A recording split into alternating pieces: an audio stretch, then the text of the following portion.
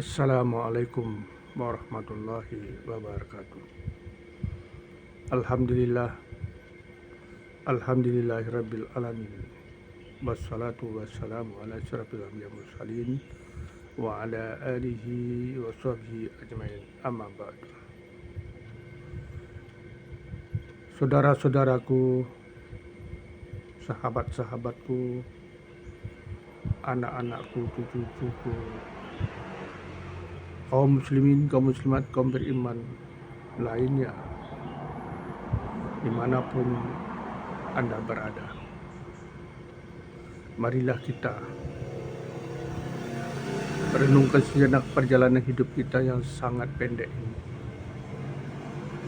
Kita hidup di dunia ini ibarat kita bermimpi di tengah malam.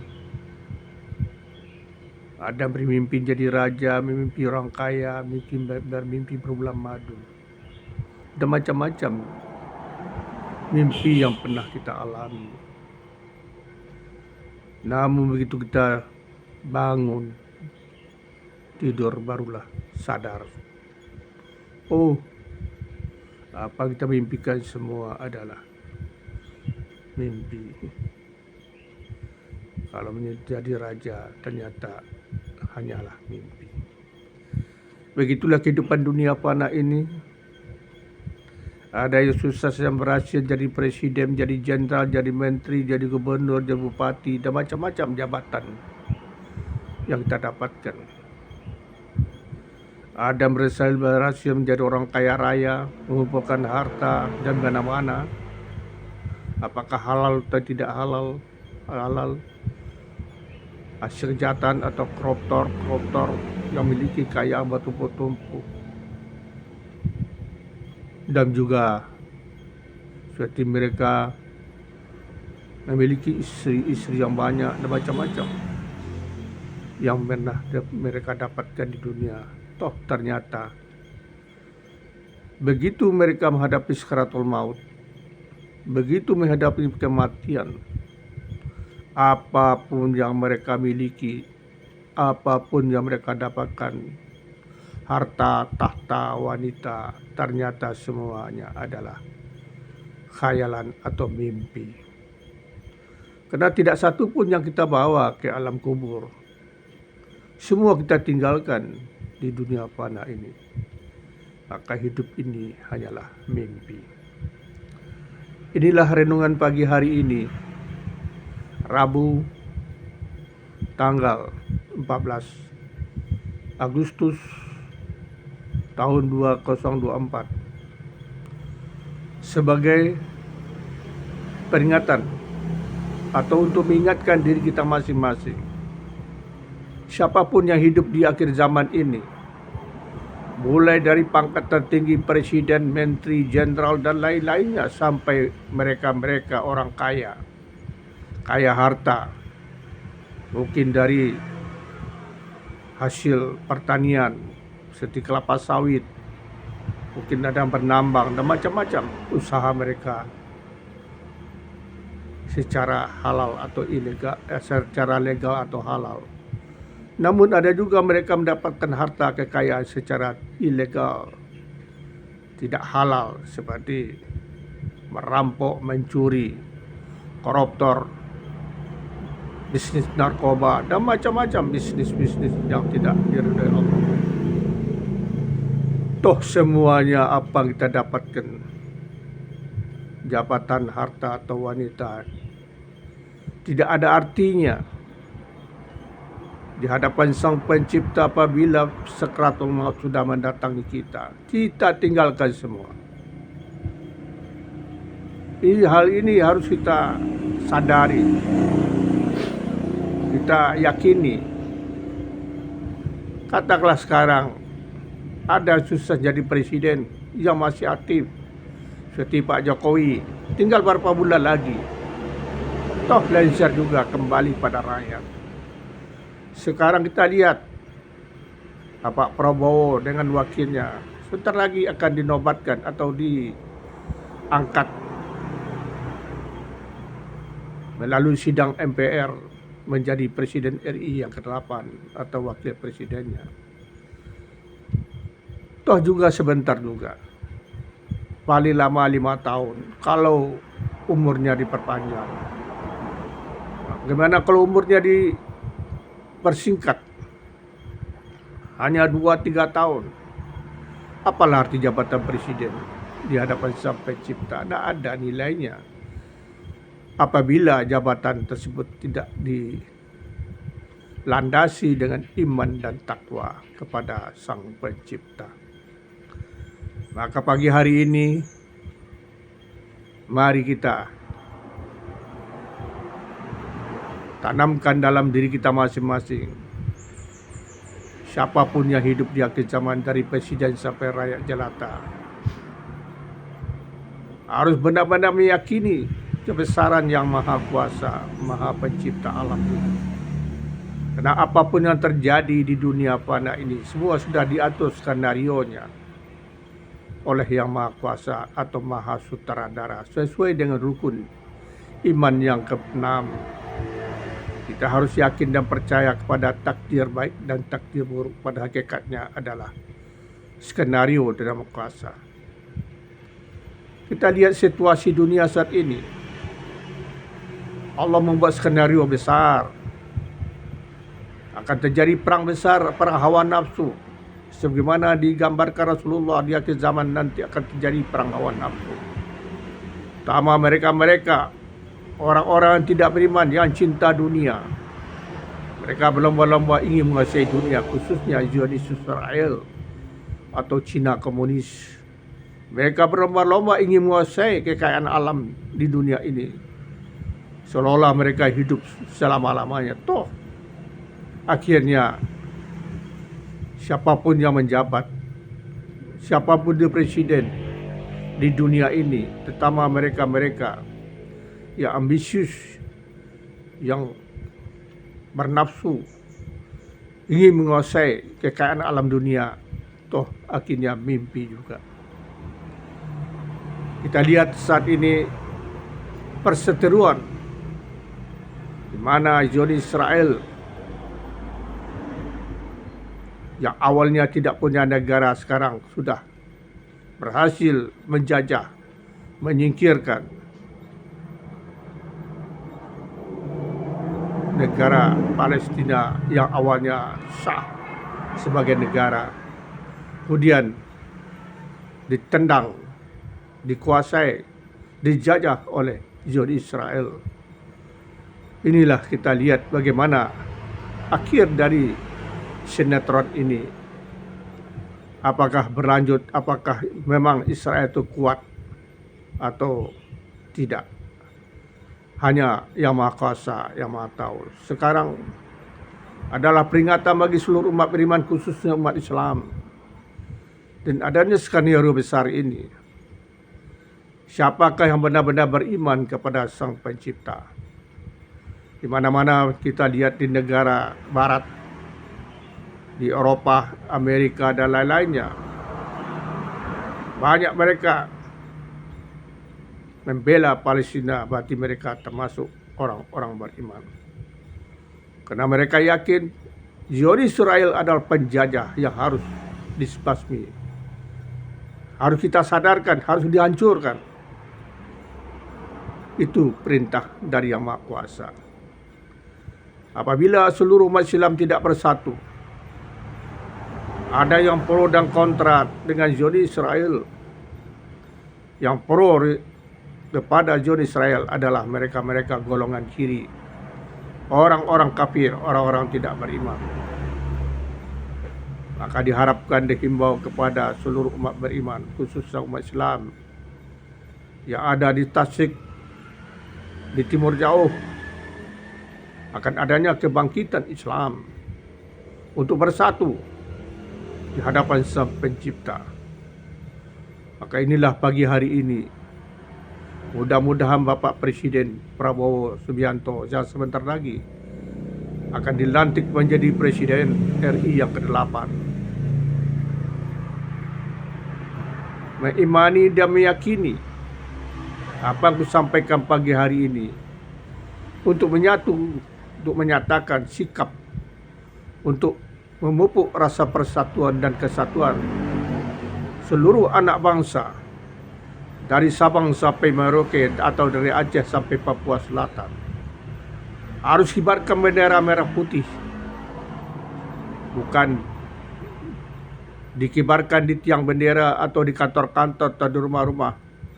Ya, saat ini kita menyaksikan seluruh rumah-rumah atau gedung-gedung kantor telah kibarkan bendera merah putih. Namun yang lebih utama nanti harus sampaikan pada seluruh rakyat, bendera merah putih harus dikibarkan dalam diri masing-masing. Mungkin amanah ini berat untuk disampaikan, berat untuk diyakini, berat untuk diamalkan, terutama bagi mereka-mereka orang munafik, orang fasik, orang kafir.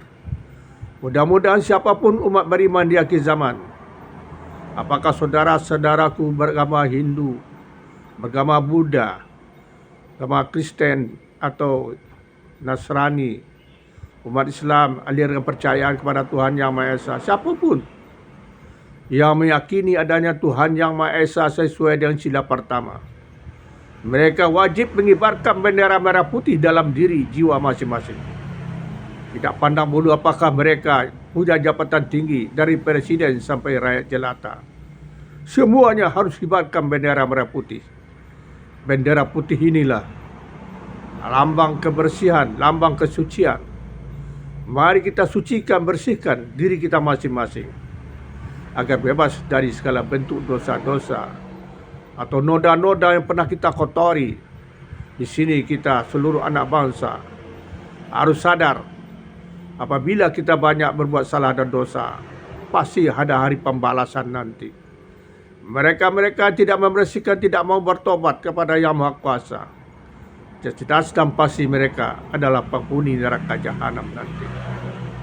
Insya Allah, siapapun umat beriman yang meyakini ada Tuhan Yang Maha Esa, mereka kibarkan bendera putih dan hati mereka bertobat, yaitu perbanyaklah baca istighfar. Astagfirullahaladzim, astagfirullahaladzim. Ini adalah senjata atau alat untuk membersihkan hati kita, membersihkan diri kita dari noda-noda dan dosa. Kita lihat introspeksi diri kita masing-masing. Pernah kita berbuat dosa, baik bersifat zahir yang nyata seperti kriminal, kejahatan, koruptor, narkoba, dan banyak macam-macam dosa zahir, dosa bisa dilihat mata yang dikenal dengan kriminal. Dosa bersifat batin, dosa tidak kelihatan yang tumbuh dalam hati kita masing-masing, yaitu dikenal dengan dosa atau maksiat bersifat batin yang tumbuh dalam hati kita, yang kenal penyakit hati atau sifat-sifat iblis, yaitu penyakit AIDS, RFG. Penyakit hati inilah harus kita bersihkan dalam diri kita masing-masing, yaitu A itu amarah, sifat angkuh arogan. I, iri hati, ingkar janji, intimidasi. D, dengki, dendam, dusta. S, sombong, serakah, syirik, sawasangka. R, ria. F, fitnah. G, gibah, suka memperbunyikan saudara-saudaranya atau orang lain. Maka marilah kita renungkan sejenak. Pagi hari ini kibarkan bendera putih dalam diri masing-masing, yaitu perbanyaklah membaca istighfar. Astagfirullahaladzim. Kemudian kita kibarkan bendera merah dalam hati, dalam diri masing-masing, yaitu kibarkan, katakan, ucapkan kalimat tauhid, la ilaha illallah. Kalimat tauhid inilah kalimat harus diimani, harus diyakini dan ditanamkan dalam hati masing-masing. Siapapun yang mengaku beriman kepada Sang Pencipta, Allah tidak melihat lagi mereknya, apakah saudara beragama Hindu, beragama Buddha, Nasrani, Kristen, Katolik, Protestan, Islam, aliran percayaan. Itu mereknya. Semua orang mengaku Islam, semua orang mengaku Nasrani, Katolik, Buddha, Hindu, sebisa pengakuan. Tapi adakah nilai-nilai iman dalam hatinya? Adakah kalimat tauhid la ilaha illallah dalam dirinya, dalam hatinya? Kalau tidak ada kalimat tauhid la ilaha illallah, mereka bukanlah orang-orang beriman. Mudah-mudahan apa yang aku sampaikan pagi hari ini keras kedengarannya, tapi baik tujuannya, agar seluruh anak bangsa sadar bahwa sebentar lagi dunia ini akan hancur. Dunia ini akan habis, tidak ada lagi. Apabila Allah ciptakan nanti perang dunia ketiga atau perang nuklir. Apabila suka Dajjal akan membasmi, akan membunuh seluruh umat beriman, khususnya umat Islam. Insya Allah, apabila Ka'bah Baitullah sudah tidak ada lagi, kota Madinah atau Masjid Nabawi atau makam Rasulullah tidak ada lagi, apabila Masjidil Aqsa atau Baitul Maqdis tidak ada lagi, 3 tanda-tanda kebesaran Allah, situs Islam, apabila 3 kota atau 3 tempat ibadah ini tidak ada lagi, insya Allah barulah ditiup trompet pertama nanti. Seluruh umat beriman, terutama mereka-mereka yang telah menanamkan istighfar dan kalimat tauhid la ilaha illallah, terutama mereka yang meyakini kebesaran Yang Maha Kuasa, menanamkan nilai-nilai iman, yaitu bibit iman yang terbaik, yang paling tinggi nilainya, yang paling berat timbangnya adalah kalimat la ilaha illallah. Apa aku sampaikan pagi hari ini bukanlah kehendakku semata-mata, tapi semua adalah atas kodrat idarat Yang Maha Kuasa. Mudah-mudahan aku ditakdirkan sebagai khalifah akhir zaman, dalam arti siap menyampaikan amanahnya untuk mengingatkan seluruh umat manusia, khususnya yang berada di Tasik atau di Ufuk Timur atau di NKRI, dari presiden sampai rakyat jelata, harus imani dan yakini bahwa kalimat tauhid la ilaha illallah wajib kita imani dan wajib diimani dan ditanamkan dalam hati masing-masing. Mudah-mudahan apa aku sampaikan pagi hari ini adalah amanah untuk mengingatkan seluruh umat beriman, khusus yang berada di NKRI atau di Tasik. Mudah-mudahan semuanya dalam waktu dekat ini, apabila trompet pertama ditiup nanti, insya Allah kita dimatikan semua, dalam arti kembali ke sisi Allah selamat tanpa sisaan dan penderitaan. Mudah-mudahan tidak ada pertanyaan di alam barzah, di alam kubur atau di padang mahsyar nanti. Pertama, mereka mengibarkan bendera merah putih, yaitu perbanyaklah membaca istighfar, astagfirullahaladzim, astagfirullahaladzim, minimal 100 kali sehari kalau bisa. Kemudian kalimat tauhid la ilaha illallah, lambang bendera merah, agar semuanya selamat. Maka Rasulullah mengatakan barang siapa di akhir hayatnya mengucapkan kalimat la ilaha illallah, diharamkan api neraka menjilat tubuhnya. Begitu agung dan mulianya mereka yang telah menanamkan kalimat tauhid la ilaha illallah dalam hatinya, dalam dirinya masing-masing. Mudah-mudahan apa yang aku sampaikan pagi hari ini bukanlah kehendakku, tapi semua adalah atas kodrat, gerak, iradat dan kehendak Yang Maha Kuasa. Sekali lagi sebelum saya mengakhiri apa aku sampaikan pagi hari ini, amanah untuk seluruh anak bangsa, khusus aku tujukan kepada Bapak Presiden Prabowo. Izinkan aku nanti berdiri di mimbar, berdiri di Monas untuk mengibarkan bendera merah putih dan bendera Palestina. Kita satukan seluruh umat beriman. Allah tidak melihat lagi agama mereknya, Hindu, Buddha, Kristen. Allah tidak melihat itu lagi. Tapi dilihat pertama adalah nilai-nilai iman dalam diri kita masing-masing, yaitu adakah bendera merah putih dalam diri kita, adakah kalimat astagfirullahaladzim dan la ilaha illallah dalam diri kita. Ini adalah fondamen iman untuk menentukan di mana tempat kita di akhirat nanti. Bila ada jarum yang patah, jangan disimpan di dalam gelas. Bila ada kata-kataku yang salah, mohon dimaafkan dengan hati ikhlas. Mari kita berakit-rakit ke Pulau Natuna, berenang-renang ke pulau Penyengat. Biarlah kita sakit-sakit menderita sementara di dunia. Insya Allah, seluruh umat beriman yang telah mengibarkan bendera merah putih dalam dirinya, yaitu perbanyaklah baca istighfar dan kalimat tauhid la ilaha illallah, insya Allah semuanya selamat dan masuk surga yang dijadikan yang maha kuasa, Tuhan pencipta alam. Wal taufiq wal hidayah. Wassalamualaikum warahmatullahi wabarakatuh.